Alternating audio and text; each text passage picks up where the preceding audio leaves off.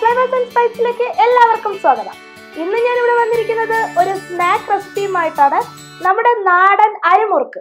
അപ്പൊ എങ്ങനെ നമുക്ക് നാടൻ അരിമുറുക്ക് പെർഫെക്റ്റ് ആയിട്ട് ഉണ്ടാക്കാമെന്ന് നോക്കാം. അപ്പൊ നമ്മുടെ മുറുക്കിന് ആവശ്യമായിട്ടുള്ള ഇൻഗ്രീഡിയൻസ് എന്തൊക്കെയെന്ന് നോക്കാം. മെയിൻ ആയിട്ട് വേണ്ടുന്നത് അരിപ്പൊടിയാണ്. നല്ല വറുത്ത് പൊടിച്ച അരിപ്പൊടിയാണ് ആവശ്യം. അപ്പോൾ അത് വറുത്ത് പൊടിച്ച അരിപ്പൊടി നമുക്ക് ഇല്ലാന്നുണ്ടെങ്കിൽ വാങ്ങിക്കുന്ന അരിപ്പൊടി എടുക്കാം. ഞാനിവിടെ പത്തിരിപ്പൊടിയാണ് എടുത്തിരിക്കുന്നത്. അതൊന്ന് ചൂടാക്കി എടുത്ത് മാറ്റി വെച്ചതാണ്. അപ്പോൾ വറുത്ത് പൊടിച്ച അരിപ്പൊടിയാണ് നമുക്കിവിടെ ആവശ്യം. അതുപോലെ തന്നെ ഉഴുന്ന് പൊടിയും കൂടി ഇതിൽ ഞാൻ ചേർക്കുന്നുണ്ട്, ഒരു 1/4 കപ്പ്. അപ്പോൾ ഉഴുന്ന് പൊടി എടുക്കേണ്ടതും അതേപോലെ തന്നെ ഉഴുന്നൊന്ന് ജസ്റ്റ് ഒന്ന് ചൂടാക്കിയതിന് ശേഷം മിക്സിയിലിട്ട് നന്നായിട്ട് പൊടിച്ചെടുത്താൽ മതി. ഇങ്ങനെ അതല്ലാന്നുണ്ടെന്നുണ്ടെങ്കിൽ നമുക്ക് ഉഴുന്ന് പൊടിയായിട്ട് വാങ്ങിക്കാൻ കിട്ടും. ആ ഉഴുന്ന് പൊടി വാങ്ങിച്ചിട്ട് ഒരു 1/4 കപ്പ് എടുക്കുക. അപ്പോൾ ഇത് 1 കപ്പിന് 1/4 കപ്പ് എന്നുള്ള രീതിയിലാണ് അളവ് വരുന്നത്. എന്നിട്ട് നന്നായിട്ട് ഇതിനെ ഒന്നങ്ങ് മിക്സ് ചെയ്തെടുക്കാം. ഇപ്പം നന്നായിട്ട് ഈ മാവ് നല്ലതുപോലെ ഒന്ന് മിക്സാക്കി എടുത്തിട്ടുണ്ട്. ഇതിലേക്ക് ഞാനിവിടെ ഒരു 3/4 ടേബിൾ സ്പൂൺ എള്ള് ചേർക്കുന്നുണ്ട്. കറുത്ത എള്ളാണ് യൂസ് ചെയ്യുന്നത്. അതുപോലെ തന്നെ ഒരു 1/2 ടേബിൾ സ്പൂൺ നല്ല ജീരകവും കൂടി ചേർക്കുന്നുണ്ട്. നിങ്ങളുടെ അടുത്ത് അയമോദകം ഉണ്ടെന്നുണ്ടെങ്കിൽ അത് ചേർക്കുക, അതാണ് കുറച്ചും കൂടി നല്ല ഫ്ലേവർ കിട്ടുന്നത്. എൻ്റെ അടുത്ത് ഇപ്പോൾ അത് ഇല്ലാത്തത് കൊണ്ടാണ് ഞാൻ നല്ല ജീരകം ചേർക്കുന്നത്. ഇനി ഇതിൻ്റെ കൂടെ ആവശ്യത്തിന് ഉപ്പും കൂടി ചേർത്ത് നമുക്കിതൊന്ന് നല്ലതുപോലെ ഒന്ന് മിക്സാക്കി എടുക്കാം. ഇതിൽ ഉപ്പ് ഒരുപാട് കൂടാനും പാടില്ല, കുറയാനും പാടില്ല. അപ്പം നിങ്ങളുടെ അളവിനനുസരിച്ച് നിങ്ങൾ ചേർക്കുക. എന്നിട്ട് നല്ലതുപോലെ ഒന്ന് മിക്സാക്കി എടുക്കാം. എന്നിട്ട് ഇതിലേക്ക് തന്നെ കുറച്ച് മുളക് പൊടി ഞാൻ ചേർക്കുന്നുണ്ട്. ഒരു 1/2 ടീസ്പൂൺ കാശ്മീരി മുളക് പൊടിയും ഒരു നുള്ള് കായപ്പൊടിയും കൂടി ചേർത്ത് നന്നായിട്ടൊന്ന് മിക്സ് ചെയ്യാം.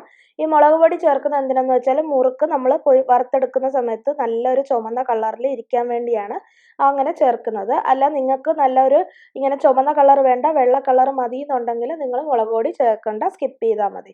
അപ്പോൾ ഒരു യെല്ലോയിഷ് വൈറ്റ് കളറിൽ നിങ്ങൾക്ക് മുറുക്ക് കിട്ടും. ഇനി നമുക്കിതിനെ ഒന്ന് നന്നായിട്ടൊന്ന് കുഴച്ചെടുക്കണം. അതിനായിട്ട് വെള്ളം ചേർത്ത് കുഴയ്ക്കുക. അപ്പോൾ ഇത് കുഴച്ചതിന് ശേഷം ഞാൻ പറയാം എത്ര വെള്ളം ആവശ്യമായിട്ട് വന്നെന്ന്. ഇപ്പോൾ കുറേശ്ശെ വെള്ളം ഇങ്ങനെ കൂടെ ഒഴിച്ചു കൊടുത്തിട്ട് ഇങ്ങനെ കുഴച്ചു കൊടുക്കണം. ആദ്യം ഞാൻ 1/2 കപ്പാണ് ഉള്ളത്. അതിൻ്റെ കൂടെ ഇനി കുറച്ച് വെള്ളം കുറേശ്ശെ ഒഴിച്ച് വേണം കുഴയ്ക്കാനായിട്ട്.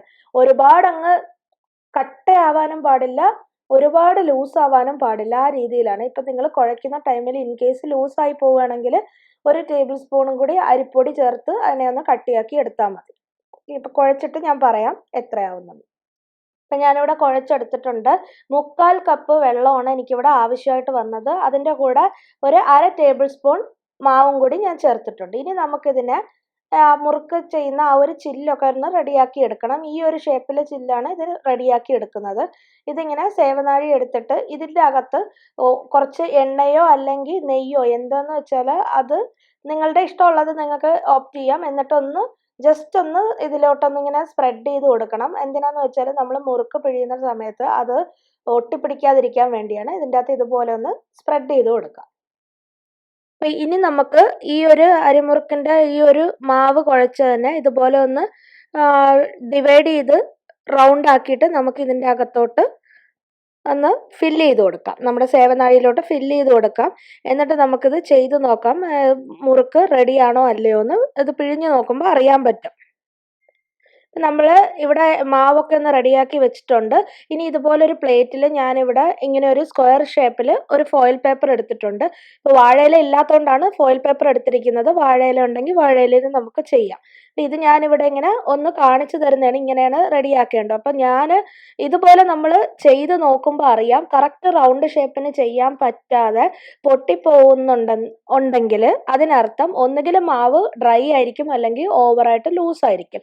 പെർഫെക്റ്റ് ആയിട്ട് ഇരുന്നാൽ മാത്രമേ നമുക്ക് റൗണ്ട് ചെയ്യാൻ പറ്റൂ. അപ്പോൾ ഇങ്ങനെ ചെയ്ത് നോക്കുമ്പോൾ നിങ്ങൾക്കത് പൊട്ടാതെ പറ്റുന്നു എന്നുണ്ടെങ്കിൽ നിങ്ങൾക്ക് മുന്നോട്ട് പോകാം. പൊട്ടുന്നുണ്ടെങ്കിൽ നിങ്ങൾ ഈ മാവൊക്കെ തിരിച്ചെടുത്തിട്ട് ഡ്രൈ ആണെങ്കിൽ കുറച്ചും കൂടി വെള്ളം ചേർത്ത് അതിനെ കുഴച്ചെടുക്കുക. അത് കട്ടി ലൂസ് ആണെങ്കിൽ കുറച്ചും കൂടി നമുക്ക് അതിൽ മാവ് ചേർത്ത് കട്ടിയാക്കാം. അപ്പം ഇങ്ങനെയാണ് ഒരു ഷേപ്പിന് നമുക്കിത് ചെയ്യാം.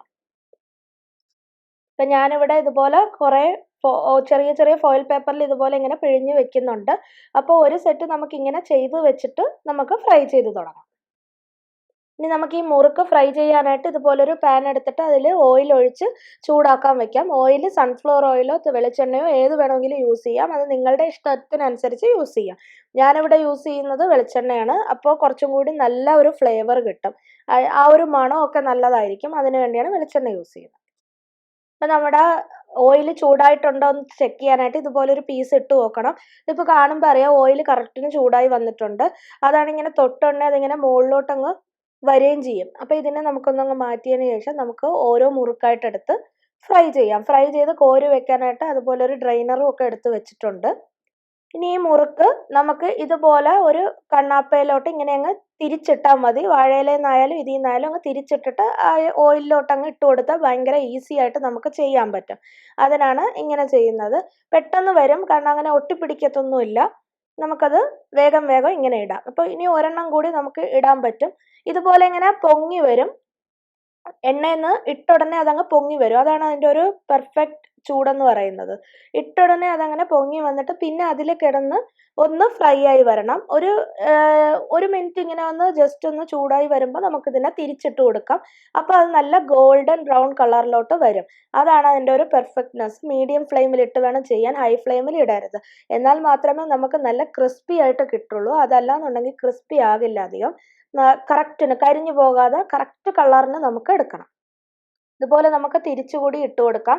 തിരിച്ചും കൂടി ഇട്ട് കൊടുത്തിട്ട് 2 മിനിറ്റ് ഇങ്ങനെ വെയിറ്റ് ചെയ്യുമ്പോൾ നല്ല ഗോൾഡൻ ബ്രൗൺ ആയിട്ട് വരും.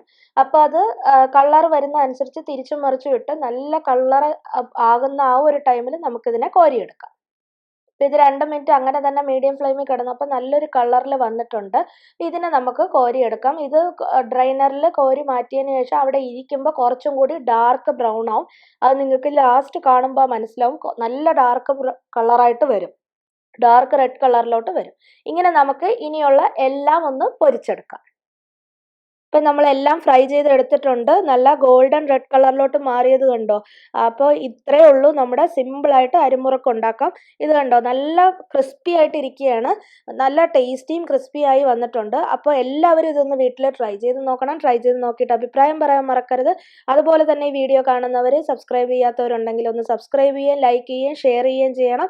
ഷെയർ ചെയ്താൽ മാത്രമേ മറ്റുള്ളവരിലേക്കും ഈ റെസിപ്പി എത്തുകയുള്ളൂ. അതുപോലെ സബ്സ്ക്രൈബ് ബട്ടൻ്റെ സൈഡിൽ ഒരു ബെല്ലൈക്കൺ കൂടിയുണ്ട്, അതുകൂടി പ്രസ് ചെയ്യണം. എന്നാലേ ഞാൻ പുതിയ വീഡിയോസ് അപ്ലോഡ് ചെയ്യുമ്പോൾ നിങ്ങൾക്കത് നോട്ടിഫിക്കേഷൻ ആയിട്ട് കിട്ടുള്ളൂ.